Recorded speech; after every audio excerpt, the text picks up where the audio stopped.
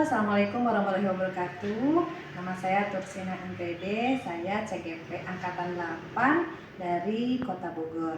Hari ini saya akan mengadakan wawancara dengan Kepala Sekolah, yaitu Kepala Sekolah SMK Kosgoro Kota Bogor. Saya akan menemui beliau ya. Assalamualaikum. Waalaikumsalam Bapak. warahmatullahi wabarakatuh. Win, Apa sehat? kabar Pak? Sehat, alhamdulillah Maaf sehat. mengganggu Nggak waktunya apa-apa, ini. nggak masalah. Silakan Iya. bertumben-tumbenan, Win. Iya, saya ada mau ngobrol nih Pak. Boleh. Ngobrol ya seputar sekolah. Boleh. Nah, Bapak untuk kali ini, Bapak lagi sibuk apa nih hari ini? Hari ini kebetulan kegiatan pelatihan implementasi pembelajaran, yaitu pembentukan komite pembelajaran yang dilaksanakan di SMKPK. Kebetulan lagi pelatihannya ini yang kurang lebih sudah 14 hari nih. Oh, jadi sekolah ini sudah terpilih jadi PK ya Pak? Betul, alhamdulillah, Win. Jadi mohon maaf nih mengganggu waktunya Pak. Boleh, Win. Baik, Pak, saya ada beberapa pertanyaan. Ini boleh Bapak jawab singkat, jelas, terus juga nanti akan saya tulis Pak. Ini adalah salah satu tugas saya di pendidikan guru penggerak. Oh iya, betul. Hebat, luar biasa, Win. Selamat ya, Win. Terima kasih Pak. Langsung saja ya Pak. Boleh, silakan, Win. Bapak selama ini bagaimana Bapak dapat mengidentifikasi kasus-kasus yang merupakan dilema etika atau bujukan moral? Ya, baik. Kita berangkat dulu dari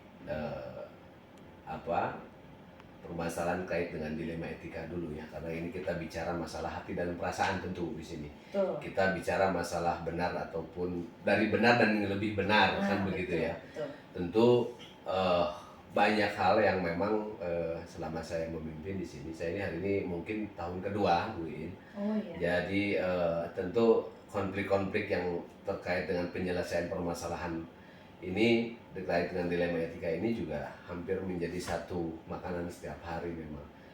Tentu hal yang pertama yang menjadi pola keputusan saya dalam hal ini, tentu saya tidak memutuskan sendiri, karena di sini juga kan tentu harus mengaitkan, tentu dalam hal proses yang pertama adalah kajian di internal dulu, kajian faktor kepentingan dulu, kajian hal yang terkait dengan kira-kira ini memiliki side yang atau efek yang buruk tidak, ataukah ini harus menjadi skala prioritas ataupun tidak.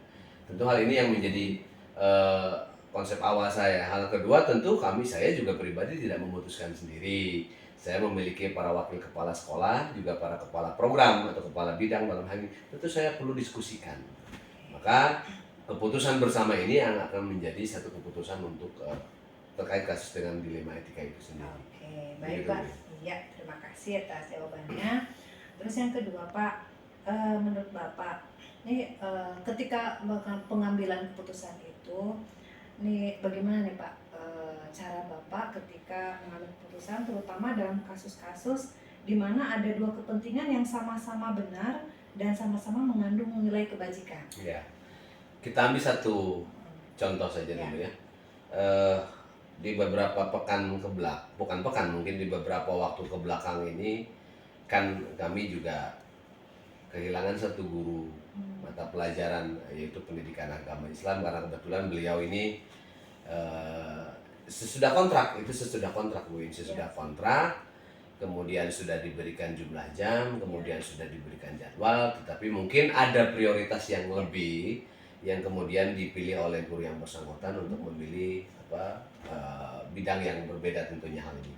Nah, tentu kami dalam hal ini, saya pribadi sebagai pemangku kebijakan di sini tidak bisa membiarkan berlarut-larut untuk Bu In ya. Nah, ini kemudian beliau juga sebenarnya konsepnya begini. Di awal ini saya tentu sebelum saya pun di zamannya Pak Kepala Sekolah Pak Asmo juga, kita sudah ada kesepakatan apabila guru yang pertama itu berhenti, maka boleh beliau mereferensikan guru yang menurut penilaian beliau itu sendiri itu baik. Versi baik ini kan luas tentunya ya. Ada kriteria integritas yang tinggi, kemudian memiliki kompetensi yang cukup dan lain sebagainya. Nah, tentu yang bersangkutan ini membawa salah satu guru pengganti yang menurut beliau sebenarnya ini memiliki kualifikasi yang cukup. Nah, tentu sebenarnya kami juga salah di awal itu. Kami menerima dan tentu karena ada nilai-nilai itu sendiri. Nah, kemudian kami terima, kami seiring waktu berjalan ternyata kan tidak bisa sesuai dengan harapan. Fakta di lapangan ini nggak bisa. Bukan berarti saya mengecilkan masalah kekuatan kompetensi beliau, tapi mungkin faktor pengalaman yang memang tidak mumpuni. Nah, tentu kami tidak serta-merta untuk bisa memutus begitu saja. Ada pendekatan persuasif secara personality yang kami lakukan. Tentu dalam hal ini kami memanggil ulang, kami sampaikan kaitannya dengan aturan-aturan normatif yang terjadi yang harus dilaksanakan oleh guru yang bersangkutan. Ini aturan-aturan normatif, aturan-aturan sekolah, aturan-aturan yayasan yang harus dijalankan. Tentu karena kaitannya kewajibannya dia sebagai seorang pendidik gitu. Kami ayomi, kami bimbing tentu sampai dengan saat ini. Jadi kami tidak serta-merta kemudian dengan kemudian wah ini nggak sesuai, lantas kami kemudian berhenti, nggak begitu. Kami dampingi, kami bimbing, kami berikan juga arahan, kita lihat, kita lakukan proses evaluasi triwulan ini. Nah itu tentu itu proses langkah pertama yang kami lakukan terkait dengan apa yang tadi Bu In sampaikan. Gitu. Jadi kesimpulannya ketika menemukan ada dua sisi, boleh dibilang dua-duanya benar, dua-duanya salah mungkin, atau mengandung nilai yang sama-sama punya kebajikan yang sama. Dan ketika harus memilih itu, Bapak memilih untuk pendekatan secara persuasif. Dan akhirnya memberikan waktu, tidak langsung memutuskan langsung, tidak, ada proses. Ada proses. Baik Pak, terima kasih.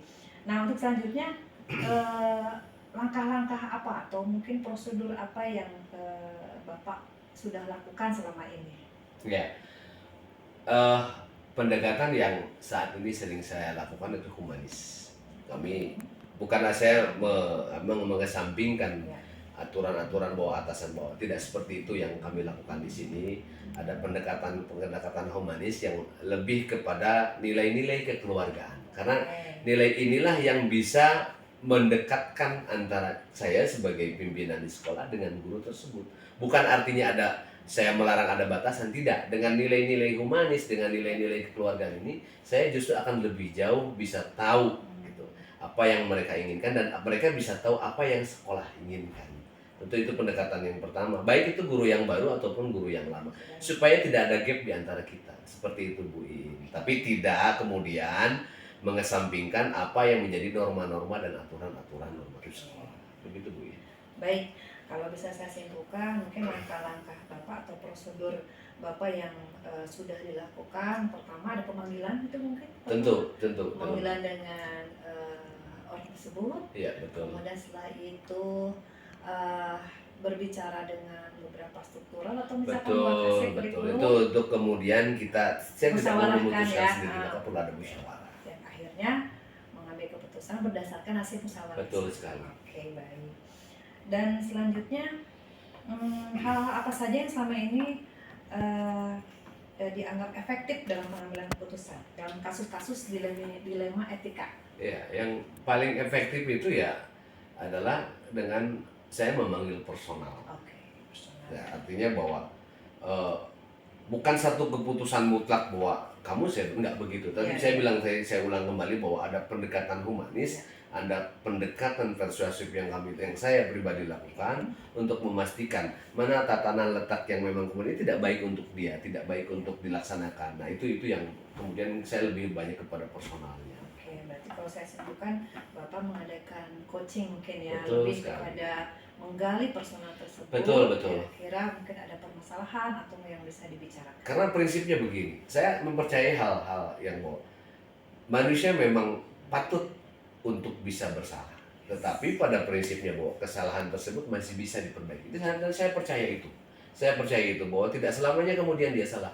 Maka ketika dia diberikan satu kesempatan tentu dia akan jauh lebih baik daripada itu. Itu mungkin. Baik, terima kasih Bapak.